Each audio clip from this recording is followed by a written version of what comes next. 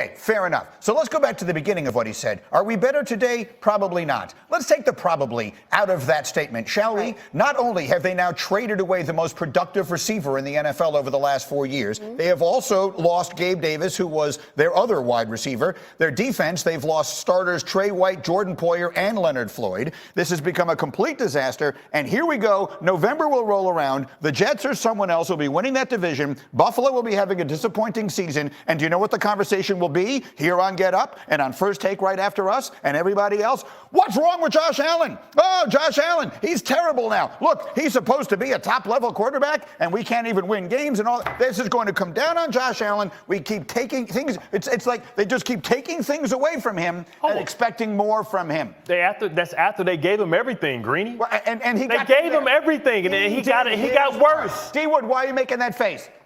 Because D-Wood is sick and tired. Of what? Of you. God, listen, man, we listen, outside of Dak Prescott, we talk about Josh Allen more than any other quarterback in the National Because football. he is unfairly maligned. We give Josh Allen his due. Like, Josh Allen's a baller. He's a playmaker. There's no question about that. But there's always a but. There's always a but with Josh Allen. I mean, he ain't getting it done, Greeny. Josh Allen has had all of these players. He's had a top-notch defense. He's had Stephon Diggs. He's had all these He's had all these guys.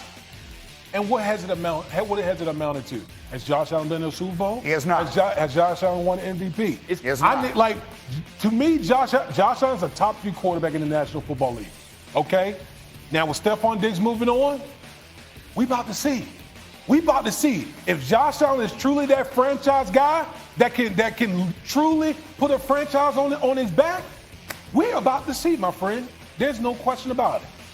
I'm just listening to D-Wood. You know who agrees with me? If you tell me Dan Orlovsky, that you two can stand on that ledge together by yourself. I got a text from Orlovsky. Of course we talked about this earlier. Of course you did. And my guy Dan came to my defense. Of course He he did. sent me 2 very simple words. You're correct. And indeed I am. You know, geniuses like Dan and I, we will weather the slings and arrows of all of this nonsense. Okay. Kmart, you know it better than anybody. Yes. You know Josh Allen better than anybody. You were a columnist in Buffalo. He walked off the field with 13 seconds left in a game against Patrick Mahomes, having outplayed him and beaten him. And his team gave that game away. Literally just said, we don't want it, you take it. And from that moment forward, everything has gone in the wrong direction, and he gets all the blame for it. Greeny, when all he does is be the best player on the field in every game he plays. You push me to the edge like this because this is not an issue that I have with Josh Allen. This is just this is the reality of being a top-tier quarterback making top-tier money. Right. Yes. So when you have Lamar Jackson in the playoffs, when you have Lamar Jackson and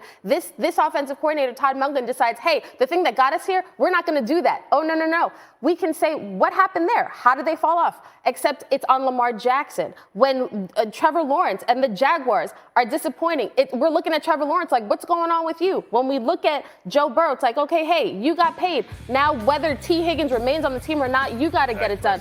All of these quarterbacks that get Jalen Hurts, we don't want to hear any excuses from the Eagles. The expectation is winning a Super Bowl. Just because Josh Allen is Josh Allen and he's in Buffalo, I'm sorry, the rules don't change. So I get it that you and Dan think that we're being unfair. It's not about fairness. It's if you are eating up most of the pie, most of the responsibility now falls on you. Is that fair? No, but life is not fair, baby. That is reality. Harry, go. Yeah, I said this about Jalen Hurts when he got his money. Listen, when you get compensated the way you do, you're supposed to make up for deficiencies. But I think it's also, we got to put this thing into context. Joe Brady is going to be a part of this, right? His offensive coordinator. And I don't believe you make this move if you're Brandon Beam, if you're Sean McDermott, if you don't believe that Joe Brady can help his quarterback out with Josh Allen. We've seen that this football team is in an identity shift, right? We've seen it when Joe Brady took over as the offensive coordinator. So is it going to be different? They don't have a number 1 wide receiver right now. I believe they're going to draft one or draft multiple wide receivers coming up in the 2024 NFL draft. But I just feel like moving forward, this team is going to run the football a lot more, in which when Joe Brady took over, they did 10 more rushing attempts and 40 more rushing yards than they did previously. And I think that's the makeup of the Buffalo Bills moving forward. I mean, you talk about the identity, right? And we saw the shift, and you brought up Baltimore, right? Remember, like, Lamar Jackson won an MVP in two different types of systems, but they had to recognize that this isn't sustainable. And the way that they put everything on Josh Allen isn't sustainable. His health, his turnovers all spiked up when he's trying to be the number one rusher, playmaker, and have to under the pressure to make all those plays. What you saw under Joe Brady was a more efficient Josh Allen, who leaned on the run, and James Cook became a big part of the system. It protected them. It helped them protect their defense. And so now they're making an identity change, and they have to recognize that with Stephon Diggs and the way they were playing, it was the law of diminishing returns, because you started off in that game with Kansas City. But since then, it's going the other way. It has. They've come up one game shorter every time. You talk about how he outplayed Patrick Mahomes, but you didn't recognize and say that he got outplayed by Joe Burrow in his house. And this was supposed to be the year in which he was supposed to be able to beat Patrick Mahomes because he had home field advantage, and that was going to be the difference. And they came up short. So sometimes you have to recognize that maybe this group is topped out.